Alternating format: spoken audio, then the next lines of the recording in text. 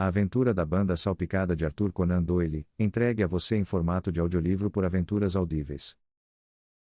Ao examinar minhas anotações dos 70 casos estranhos em que, durante os últimos 8 anos, estudei os métodos de meu amigo Sherlock Holmes, encontro muitos casos trágicos, alguns cômicos, um grande número meramente estranhos, mas nenhum comum, pois, trabalhando como fazia mais pelo amor à sua arte do que pela aquisição de riqueza, ele recusou-se a associar-se a qualquer investigação que não tendesse ao incomum e até ao fantástico. De todos esses variados casos, entretanto, não consigo me lembrar de nenhum que apresentasse características mais singulares do que aquele associado à conhecida família Sui dos Roilots de Stoke Moran. Os eventos em questão ocorreram nos primeiros dias de minha associação com Holmes, quando dividíamos quartos como solteiros em Baker Street. É possível que eu os tenha registrado antes, mas na época foi feita uma promessa de sigilo, da qual só fui libertado no último mês pela morte prematura da senhora a quem o compromisso foi feito. Talvez seja bom que os fatos venham agora à luz, pois tenho razões para saber que existem rumores generalizados sobre a morte do Dr. Grimsby Roylott que tendem a tornar o assunto ainda mais terrível do que a verdade. Foi no início de abril de 1983 que acordei certa manhã e encontrei Sherlock Holmes parado, completamente vestido, ao lado da minha cama. Ele costumava acordar tarde, e quando o relógio sobre a lareira me mostrou que eram apenas 7h15, pisquei para ele com alguma surpresa, e talvez apenas um pouco de ressentimento, pois eu próprio era regular em meus hábitos. Sinto muito engravidar você, Watson, disse ele, mas é comum esta manhã. A senhora Hudson está grávida, ela retrucou para mim, e eu para você. O que é então, um incêndio? Não, um cliente. Parece que chegou uma jovem bastante excitada, que insiste em me ver. Ela está esperando agora na sala de estar. Agora, quando as jovens vagam pela metrópole a esta hora da manhã e tiram da cama pessoas sonolentas, presumo que seja algo muito urgente que elas devem comunicar. Caso se revele um caso interessante, tenho certeza de que você desejaria acompanhá-lo desde o início. Achei que, de qualquer forma, deveria ligar para você e lhe dar uma chance. Meu caro amigo, eu não perderia por nada. Não tive maior prazer do que acompanhar Holmes nas suas investigações profissionais e admirar as deduções rápidas, tão rápidas como as intuições, mas sempre fundamentadas numa base lógica com que desvendava os problemas que lhe eram apresentados. Vesti-me rapidamente e em poucos minutos estava pronto para acompanhar meu amigo até a sala de estar. Uma senhora vestida de preto e com um véu pesado, que estava sentada à janela, levantou-se quando entramos. Bom dia, senhora, disse Holmes alegremente. Meu nome é Sherlock Holmes. Este é meu amigo íntimo e associado, Dr. Watson, com quem você pode falar tão livremente quanto comigo. Fico feliz em ver que a senhora Hudson teve o bom senso de acender o fogo. Por favor, chegue até lá e pedirei uma xícara de café quente, pois observo que você está tremendo. Não é o frio que me faz tremer, disse a mulher em voz baixa, mudando de lugar conforme solicitado. O que, então? É medo, Sr. Holmes. É terror. Ela levantou o véu enquanto falava, e pudemos ver que ela estava realmente em um lamentável estado de agitação, o rosto todo tenso e cinzento, com olhos inquietos e assustados, como os de algum animal caçado. Suas feições e corpo eram os de uma mulher de 30 anos, mas seu cabelo era grisalho prematuro e sua expressão era cansada e abatida.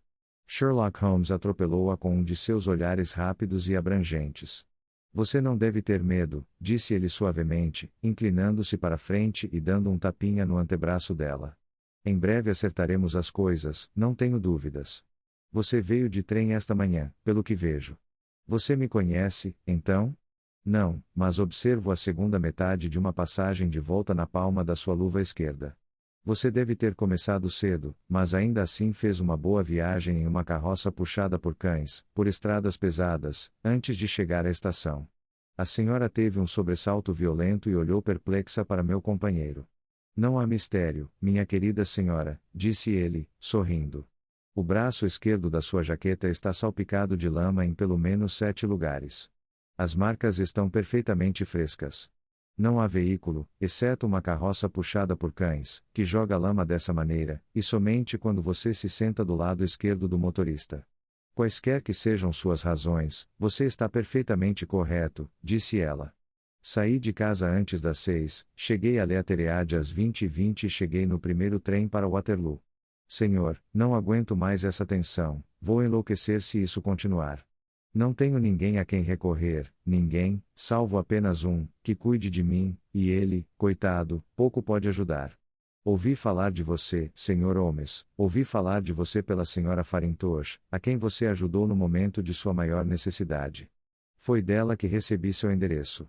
Oh, Senhor, você não acha que poderia me ajudar também, e pelo menos lançar um pouco de luz através da densa escuridão que me cerca?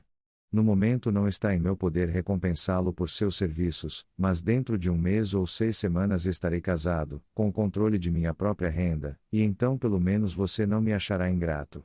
Holmes voltou-se para sua secretária e, destrancando-a, tirou um pequeno livro de casos, que consultou. Farintosh, disse ele. Ah, sim, lembro-me do caso, tratava-se de uma tiara de opala. Acho que foi antes do seu tempo, Watson. Só posso dizer, senhora, que ficarei feliz em dedicar ao seu caso o mesmo cuidado que dediquei ao do seu amigo. Quanto à recompensa, minha profissão é a sua própria recompensa, mas você tem a liberdade de custear quaisquer despesas que eu possa fazer, no momento que melhor lhe convier. E agora peço-lhe que nos apresente tudo o que possa nos ajudar a formar uma opinião sobre o assunto. Infelizmente. Respondeu nosso visitante, o próprio horror da minha situação reside no fato de que meus medos são tão vagos e minhas suspeitas dependem tão inteiramente de pequenos pontos, que podem parecer triviais para outro, que mesmo aquele com quem, de todos os outros, tenho uma ligação direito de procurar ajuda e conselhos considera tudo o que lhe conto sobre isso como fantasias de uma mulher nervosa. Ele não diz isso, mas posso ler pelas suas respostas tranquilizadoras e seus olhos desviados. Mas ouvi dizer, Sr. Holmes, que o Senhor pode ver profundamente a multiforme maldade do coração humano. Você pode me aconselhar sobre como caminhar em meio aos perigos que me cercam. Sou toda atenção, senhora. Meu nome é Helen Stoner e moro com meu padrasto, que é o último sobrevivente de uma das famílias saxônicas mais antigas da Inglaterra, os Roylots de Stoke Moran, na fronteira oeste de Surrey. Holmes assentiu com a cabeça. O nome me é familiar, disse ele. A família já esteve entre as mais ricas da Inglaterra, e as propriedades se estendiam além das fronteiras até Berkshire, no norte, e Hampshire, no oeste. No século passado, porém, 4 herdeiros sucessivos eram de disposição dissoluta e esbanjadora, e a ruína da família acabou sendo completada por um jogador nos dias da regência. Não sobrou nada, exceto alguns hectares de terreno e a casa de 200 anos, que está destruída por uma pesada hipoteca. O último escudeiro arrastou ali a sua existência, vivendo a vida horrível de um indigente aristocrático, mas o seu único filho, o meu padrasto, vendo que devia adaptar-se às novas condições, obteve um adiantamento de um familiar que lhe permitiu formar-se em medicina e partiu para Calcutá, onde, pela sua competência profissional e pela sua força de vontade, personagem, ele estabeleceu uma grande prática. Num acesso de raiva, porém, causado por alguns roubos cometidos na casa, ele espancou seu mordomo nativo até a morte e escapou por pouco da pena capital. Do jeito que aconteceu, ele sofreu uma longa pena de prisão e depois voltou para a Inglaterra como um homem taciturno e decepcionado. Quando o Dr. Roylott estava na Índia, ele se casou com minha mãe, a Sra. Stoner, a jovem viúva do Major-General Stoner, da artilharia de Bengala. Minha irmã Júlia e eu éramos gêmeas e tínhamos apenas 2 anos quando minha mãe se casou novamente. Ela tinha uma quantia considerável de dinheiro, não menos de 1000 libras por ano, e isso ela legou inteiramente ao Dr. Roylott enquanto morávamos com ele, com a condição de que uma certa quantia anual fosse concedida a cada um de nós no caso de nosso casamento. Pouco depois do nosso regresso à Inglaterra, a minha mãe morreu, há 8 anos, num acidente ferroviário perto de Crewe. O Dr. Roylott então abandonou suas tentativas de se estabelecer na prática em Londres e nos levou para morar com ele na antiga casa ancestral em Stoke Moran. O dinheiro que minha mãe havia deixado era suficiente para todas as nossas necessidades e parecia não haver obstáculo à nossa felicidade. Mas uma mudança terrível ocorreu em nosso padrasto nessa época. Em vez de fazer amigos e trocar visitas com nossos vizinhos, que a princípio ficaram muito felizes ao ver um Roylott de Stoke Moran na antiga residência da família, ele se trancou em casa e raramente saía, a não ser para se envolver em brigas ferozes com quem quer que fosse. Pode cruzar seu caminho. A violência de temperamento que se aproxima da mania tem sido hereditária nos homens da família e, no caso do meu padrasto, foi intensificada, creio eu, pela sua longa residência nos trópicos. Ocorreu uma série de brigas vergonhosas, duas das quais terminaram no tribunal da polícia, até que finalmente ele se tornou o terror da aldeia, e as pessoas fugiram à sua aproximação, pois ele é um homem de imensa força e absolutamente incontrolável. Em sua raiva. Na semana passada ele jogou o ferreiro local por cima de um parapeito em um riacho, e foi somente pagando todo o dinheiro que consegui reunir que consegui evitar outra exposição pública. Ele não tinha nenhum amigo, exceto os ciganos errantes, e dava permissão a esses vagabundos para acampar nos poucos hectares de terra coberta de arbustos que representam a propriedade da família, e aceitava em troca a hospitalidade de suas tendas, vagando com eles. Às vezes por semanas a fio. Ele também tem uma paixão pelos animais indianos, que lhe são enviados por um correspondente, e neste momento tem uma chita e um babuíno, que vagam livremente pelas suas terras e são temidos pelos aldeões quase tanto quanto pelo seu dono. Você pode imaginar, pelo que digo, que minha pobre irmã Júlia e eu não tivemos grande prazer em nossas vidas. Nenhum criado ficava conosco e durante muito tempo fizemos todo o trabalho da casa. Ela tinha apenas 30 anos quando morreu e, ainda assim, seu cabelo já havia começado a embranquecer, assim como o meu. Sua irmã está morta, então? Ela morreu há apenas 2 anos e é sobre sua morte que desejo falar com você. Você pode compreender que, vivendo a vida que descrevi, é pouco provável que vejamos alguém da nossa idade e posição. Tínhamos, no entanto, uma tia, a irmã solteira da minha mãe, Miss Honoria Westpail, que vive perto de Arrow, e ocasionalmente podíamos fazer visitas curtas à casa desta senhora. Júlia foi para lá no Natal, há 2 anos, e conheceu lá um major da marinha, de quem ficou noiva.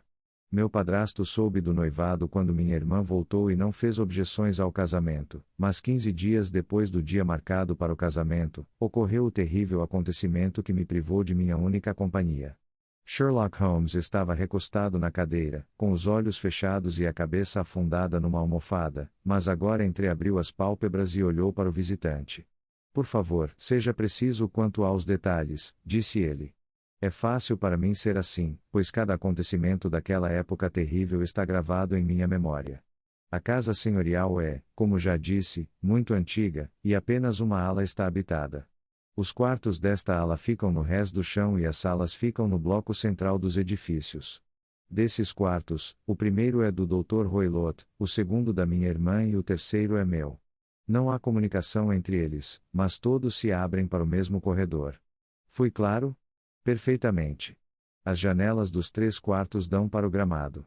Naquela noite fatal, o Dr. Roylott tinha ido cedo para seu quarto, embora soubéssemos que ele não havia se retirado para descansar, pois minha irmã estava incomodada com o cheiro dos fortes charutos indianos que ele costumava fumar.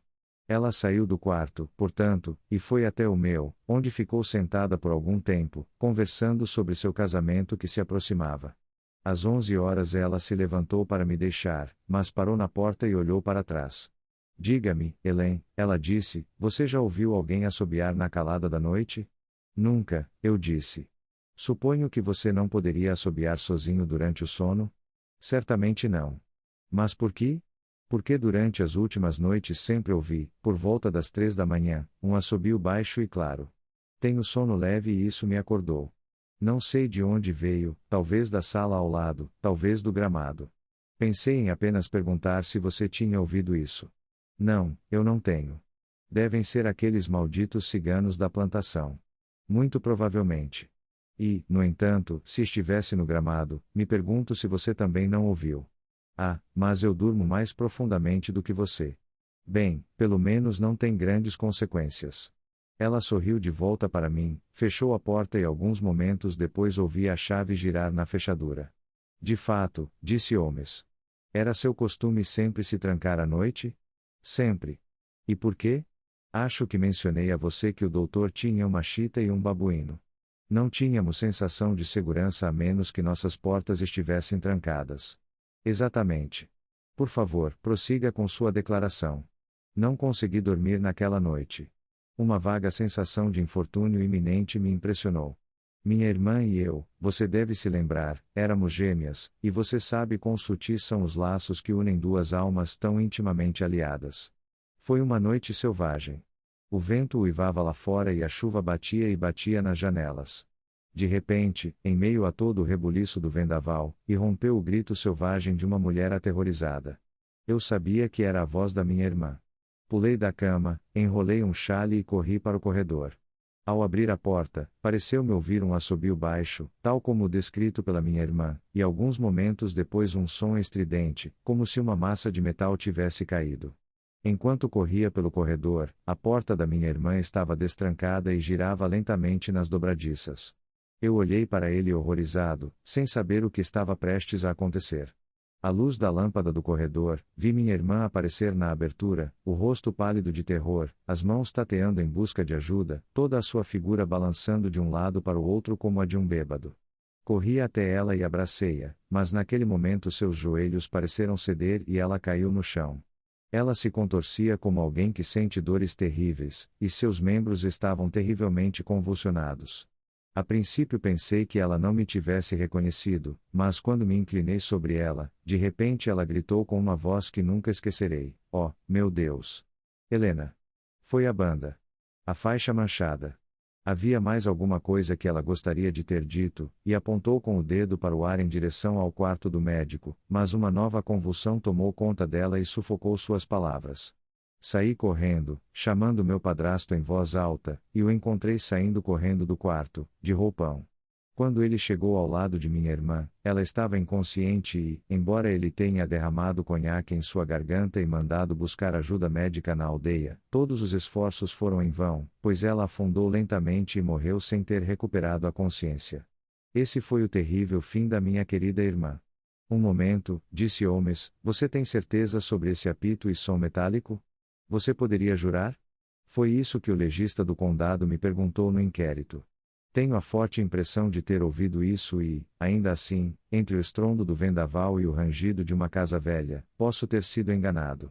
Sua irmã estava vestida? Não, ela estava de camisola. Na mão direita foi encontrado o toco de um fósforo carbonizado e na esquerda uma caixa de fósforos. Mostrando que ela acendeu uma luz e olhou ao redor quando o alarme soou. Aquilo é importante. E a que conclusões chegou o legista? Ele investigou o caso com muito cuidado, pois a conduta do Dr. Roylott era notória há muito tempo no condado, mas ele não conseguiu encontrar nenhuma causa satisfatória de morte. Meus depoimentos mostraram que a porta estava trancada por dentro e as janelas estavam bloqueadas por venezianas antigas com largas barras de ferro, que eram trancadas todas as noites. As paredes foram cuidadosamente sondadas e mostraram-se bastante sólidas em toda a sua volta, e o piso também foi minuciosamente examinado, com o mesmo resultado. A chaminé é larga, mas é barrada por 4 grandes grampos. É certo, portanto, que minha irmã estava completamente sozinha quando encontrou o seu fim. Além disso, não havia marcas de qualquer violência nela. Que tal veneno? Os médicos a examinaram, mas sem sucesso. Do que você acha que esta infeliz senhora morreu, então? Acredito que ela morreu de puro medo e choque nervoso, embora não consiga imaginar o que a assustou. Havia ciganos na plantação naquela época? Sim, quase sempre há alguns lá. Ah, e o que você concluiu dessa alusão a uma banda manchada? Às vezes pensei que fosse apenas uma conversa selvagem de delírio, às vezes que poderia ter se referido a algum grupo de pessoas, talvez a esses mesmos ciganos da plantação. Não sei se os lenços manchados que tantos deles usam na cabeça poderiam ter sugerido o estranho adjetivo que ela usou. Holmes balançou a cabeça como um homem que está longe de estar satisfeito. São águas muito profundas, disse ele, por favor, continue com sua narrativa. 2 anos se passaram desde então, e minha vida tem sido até recentemente mais solitária do que nunca. Há um mês, porém, um querido amigo, que conheço há muitos anos, deu-me a honra de pedir minha mão em casamento. O nome dele é Armitage, Percy Armitage, o segundo filho do Sr. Armitage, de Crânio-Water, perto de Reading. Meu padrasto não se opôs ao casamento e vamos nos casar no decorrer da primavera. Há 2 dias foram iniciadas algumas reparações na ala oeste do edifício e a parede do meu quarto foi perfurada, de modo que tive de me mudar para o quarto onde morreu a minha irmã e dormir na mesma cama em que ela dormia. Imagine então o meu arrepio de terror quando ontem à noite, enquanto estava acordado, pensando no seu terrível destino, ouvi de repente, no silêncio da noite, o assobio baixo que tinha sido o arauto da sua própria morte. Levantei-me de um salto e acendi a lamparina, mas não se via nada no quarto. Eu estava muito abalado para ir para a cama novamente, então me vesti e, assim que amanheceu, desci, peguei uma charrete no Cronin, que fica em frente, e dirigi até Leateriade, de onde vim. Venha esta manhã com o único objetivo de vê-lo e pedir seu conselho. Você agiu com sabedoria, disse meu amigo. Mas você me contou tudo? Sim, todos. Senhorita Roylott, você não fez isso. Você está examinando seu padrasto. Por que, o que você quer dizer? Como resposta, Holmes afastou o folho de renda preta que enfeitava a mão que repousava sobre o joelho do nosso visitante. 5 pequenas manchas lívidas, marcas de 4 dedos e um polegar, estavam impressas no pulso branco. Você foi cruelmente usado, disse Holmes. A senhora corou profundamente e cobriu o pulso machucado. Ele é um homem duro, disse ela, e talvez mal conheça sua própria força. Houve um longo silêncio, durante o qual Holmes apoiou o queixo nas mãos e olhou para o fogo crepitante. Este é um negócio muito profundo, disse ele finalmente. Há milhares de detalhes que eu gostaria de saber antes de decidir qual será o nosso curso de ação. No entanto, não temos um momento a perder. Se viéssemos hoje a Stoke Moran, seria possível vermos estes quartos sem o conhecimento de seu padrasto?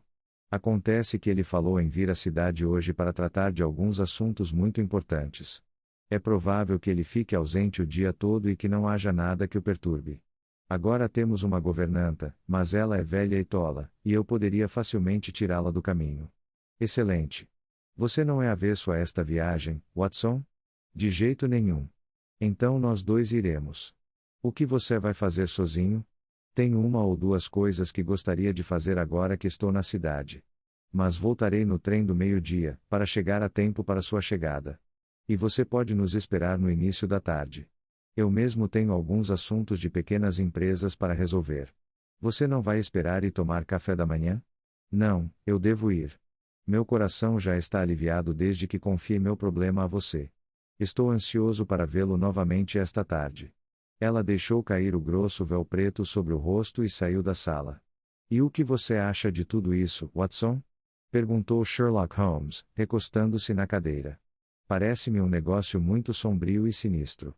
Suficientemente escuro e sinistro o suficiente.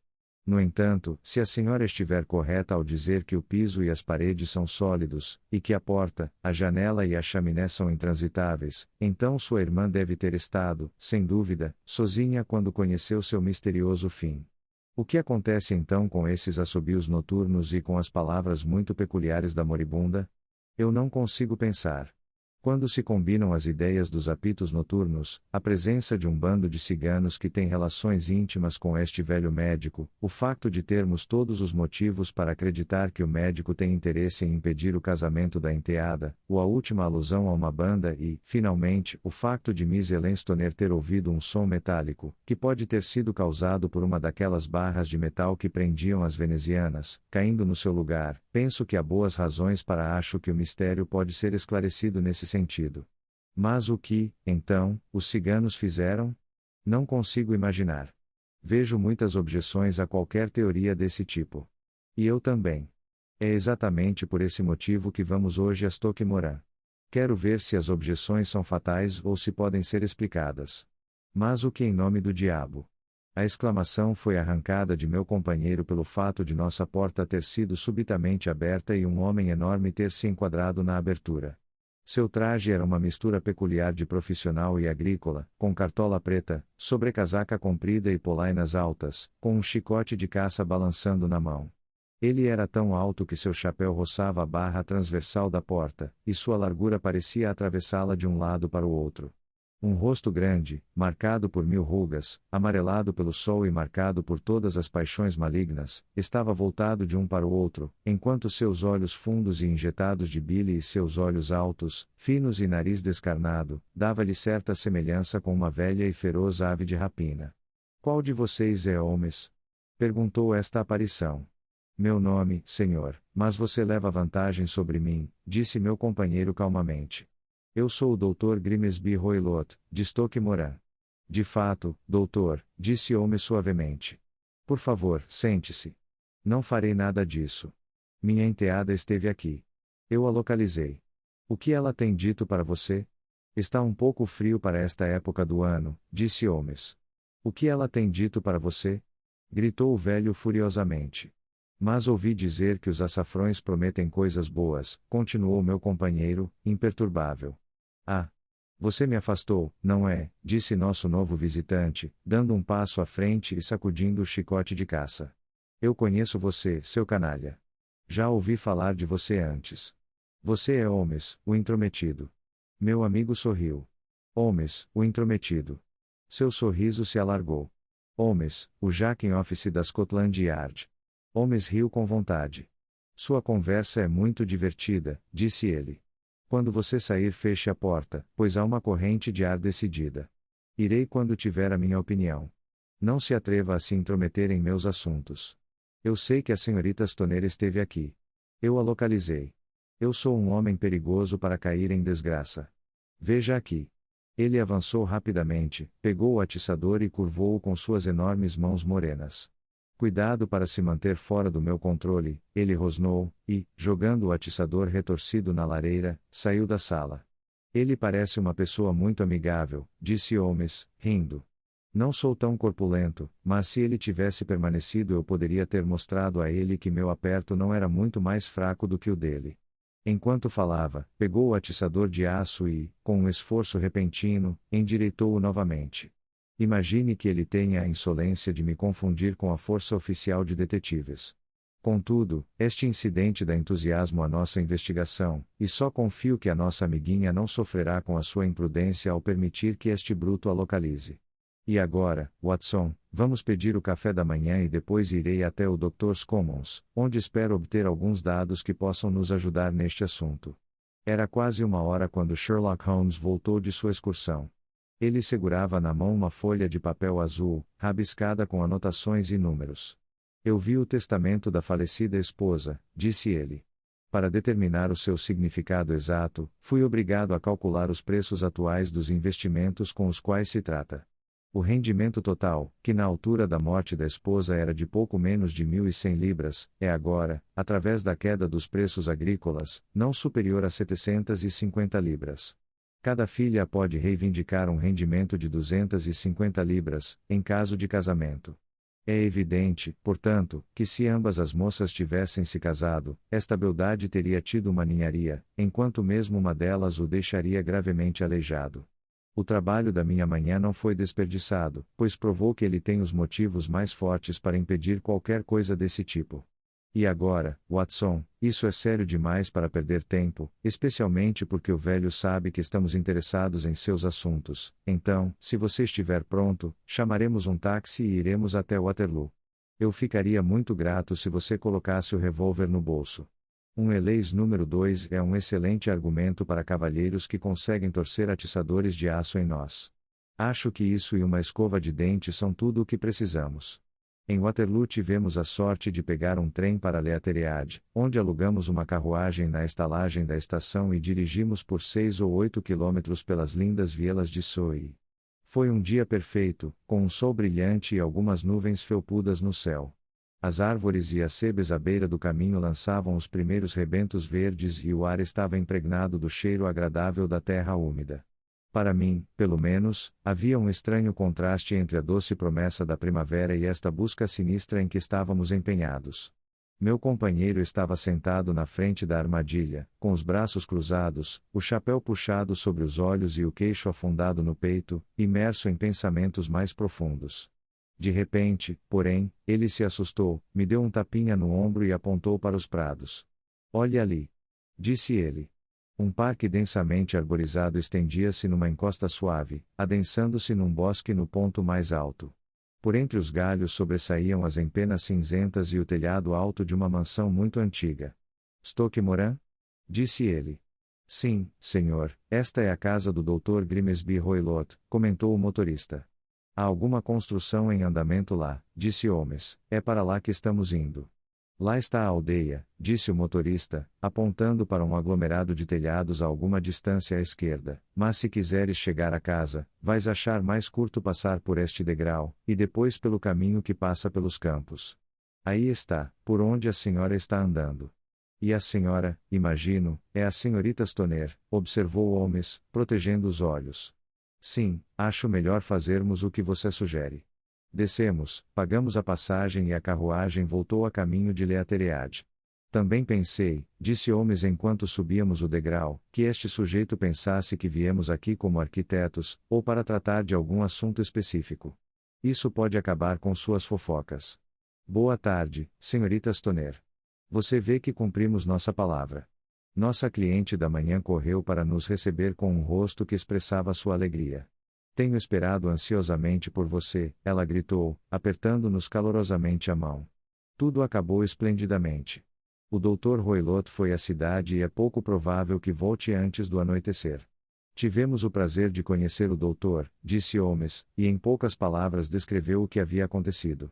A senhorita Stoner ficou com os lábios brancos enquanto ouvia. Deus do céu! Ela gritou, ele me seguiu, então. É o que parece. Ele é tão astuto que nunca sei quando estarei a salvo dele. O que ele dirá quando retornar?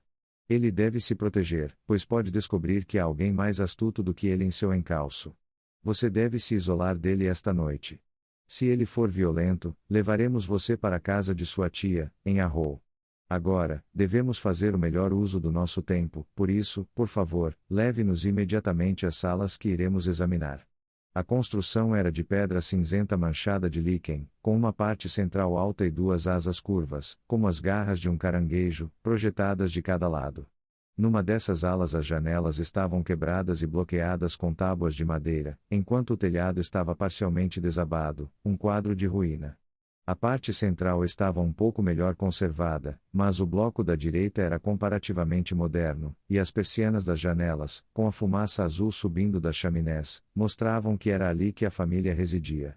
Alguns andaimes foram erguidos contra a parede do fundo e a cantaria foi arrombada, mas não havia sinais de trabalhadores no momento da nossa visita. Holmes caminhou lentamente para cima e para baixo no gramado mal aparado e examinou com profunda atenção a parte externa das janelas. Isto, presumo, pertence ao quarto em que você costumava dormir, o do centro, ao da sua irmã, e o próximo ao prédio principal, ao quarto do Dr. Roylott? Exatamente assim. Mas agora estou dormindo no do meio. Aguardando as alterações, pelo que entendi. A propósito, não parece haver nenhuma necessidade urgente de reparos naquela parede final. Não havia nenhum. Acredito que foi uma desculpa para me tirar do meu quarto. Ah! Isso é sugestivo. Agora, do outro lado desta ala estreita corre o corredor de onde se abrem estas três salas. Tem janelas, é claro? Sim, mas muito pequenos. Estreito demais para qualquer um passar. Como vocês dois trancavam as portas à noite, seus quartos eram inacessíveis daquele lado. Agora, você teria a gentileza de entrar no seu quarto e fechar as venezianas? Miss Stoner obedeceu e Holmes, depois de um exame cuidadoso através da janela aberta, tentou de todas as maneiras forçar a abertura da veneziana, mas sem sucesso. Não havia nenhuma fenda pela qual uma faca pudesse passar para levantar a barra. Depois, com a lente, testou as dobradiças, mas eram de ferro maciço, firmemente embutidas na maciça alvenaria. Zumbir.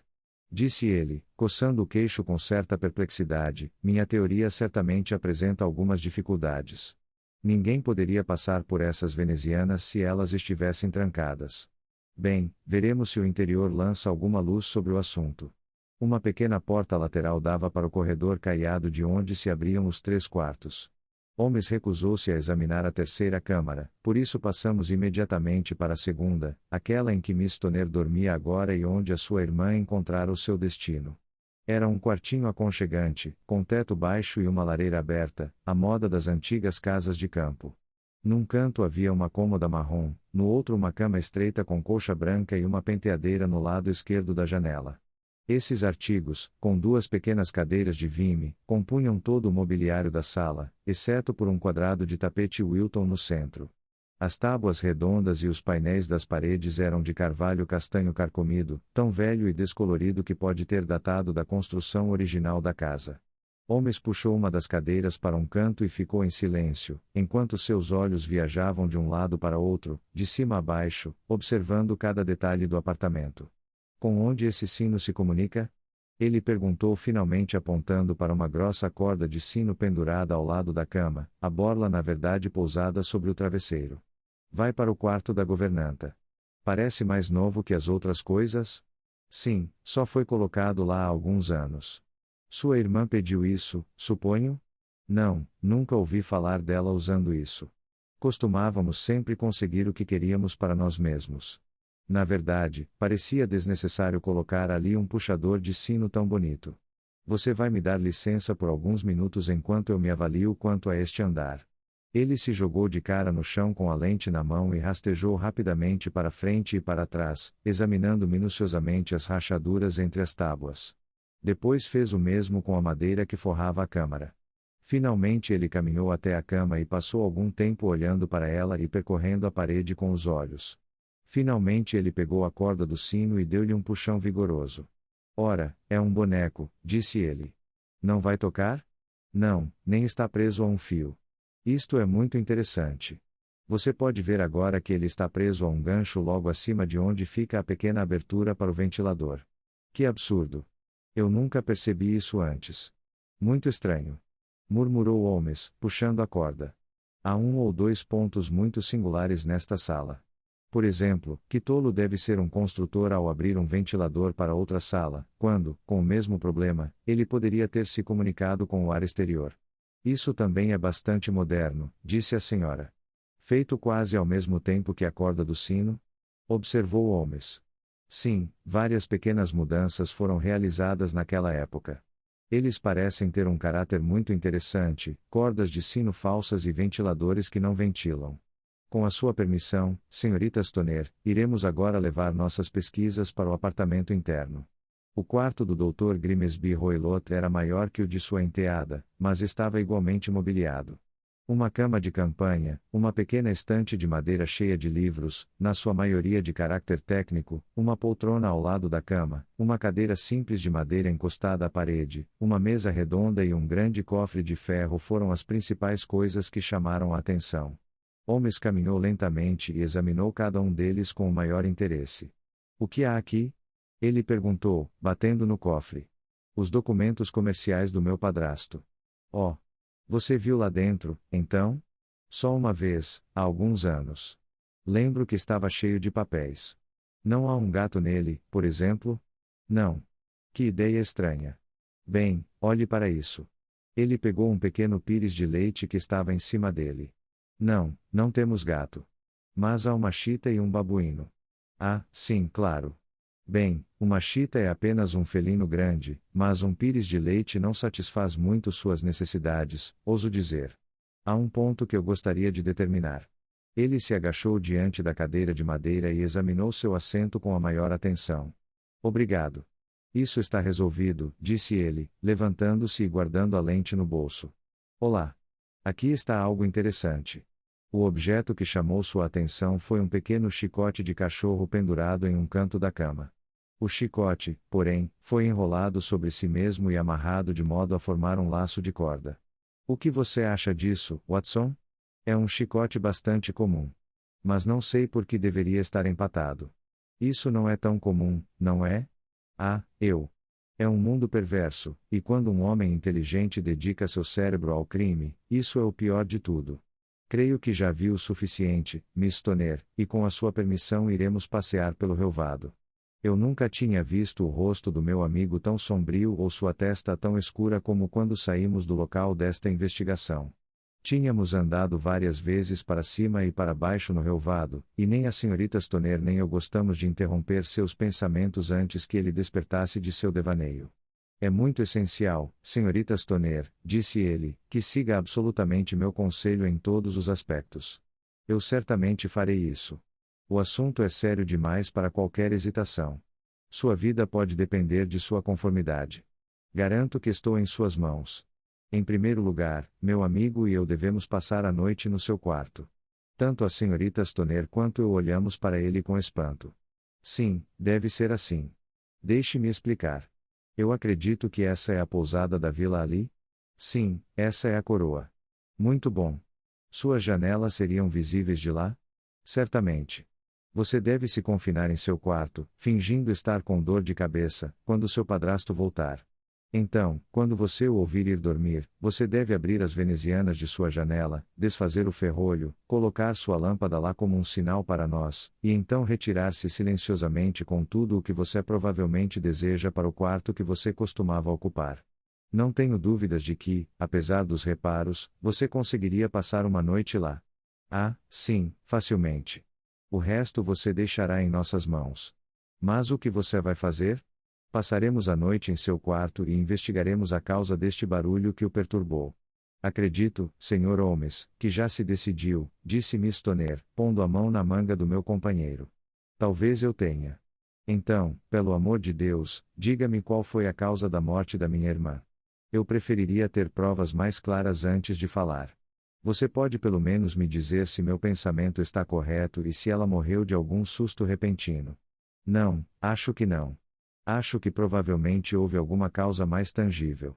E agora, senhorita Tonner, devemos deixá-la, pois se o Dr. Roylott voltasse e nos visse, nossa viagem seria em vão.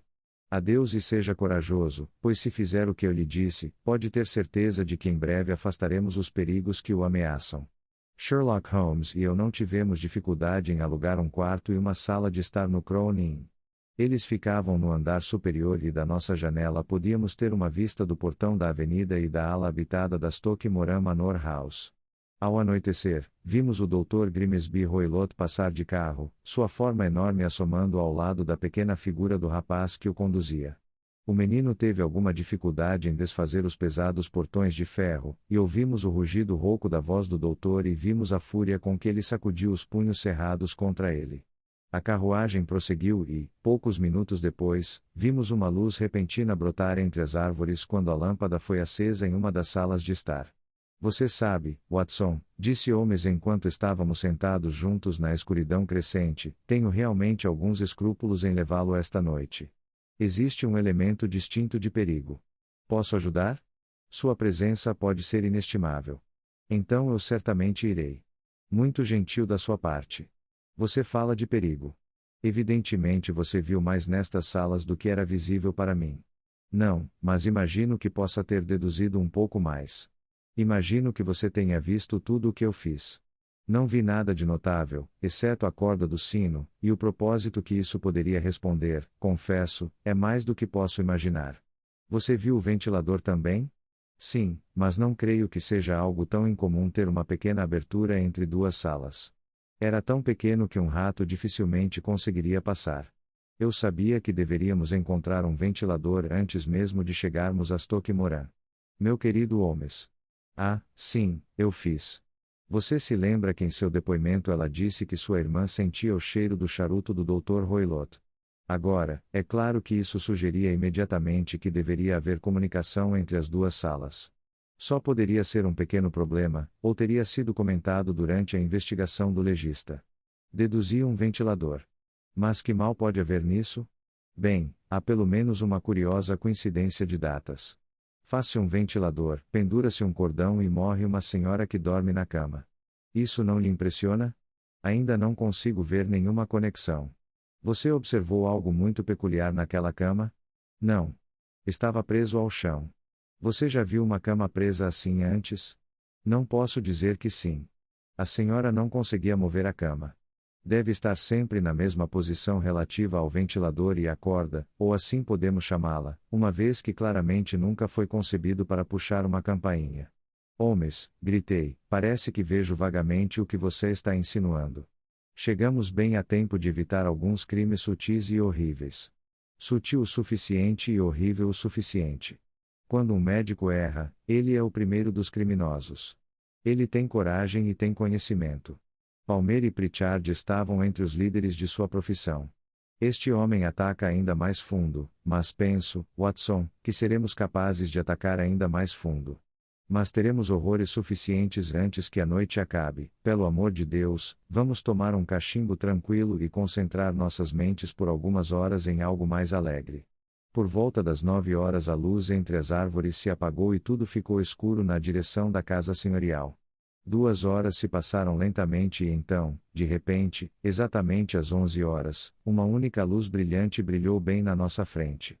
Esse é o nosso sinal, disse Holmes, levantando-se, vem da janela do meio. Ao desmaiar, ele trocou algumas palavras com o proprietário, explicando que iríamos visitar um conhecido tarde da noite e que era possível passarmos a noite ali. Um momento depois estávamos na estrada escura, com um vento frio soprando em nossos rostos e uma luz amarela brilhando à nossa frente em meio à escuridão para nos guiar em nossa missão sombria. Houve pouca dificuldade em entrar no terreno, pois havia brechas não reparadas no antigo muro do parque. Caminhando por entre as árvores, chegamos ao gramado, atravessamos-no e íamos entrar pela janela quando, de uma moita de loureiros, saiu correndo o que parecia ser uma criança horrível e distorcida, que se jogou na grama com força. Membros se contorcendo e depois correu rapidamente pelo gramado em direção à escuridão. Meu Deus! Eu sussurrei, você viu isso? Holmes ficou naquele momento tão surpreso quanto eu. Sua mão fechou-se como um torno em meu pulso, em sua agitação. Então ele deu uma risada baixa e colocou os lábios no meu ouvido. É uma bela casa, ele murmurou. Esse é o babuíno. Eu tinha esquecido os estranhos animais de estimação que o doutor afetou. Havia uma chita também, talvez possamos encontrá-lo sobre nossos ombros a qualquer momento. Confesso que me senti mais tranquilo quando, depois de seguir o exemplo de Holmes e tirar os sapatos, me vi dentro do quarto.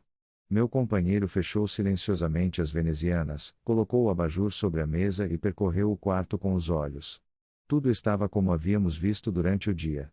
Então, aproximando-se de mim e fazendo uma trombeta com a mão, ele sussurrou novamente em meu ouvido, tão suavemente que tudo o que pude fazer foi distinguir as palavras: o menor som seria fatal para nossos planos. Balancei a cabeça para mostrar que tinha ouvido. Devemos sentar-nos sem luz. Ele veria através do ventilador. Balancei a cabeça novamente. Não durma, sua própria vida pode depender disso. Tenha sua pistola pronta caso precisemos dela. Vou sentar na beira da cama e você naquela cadeira.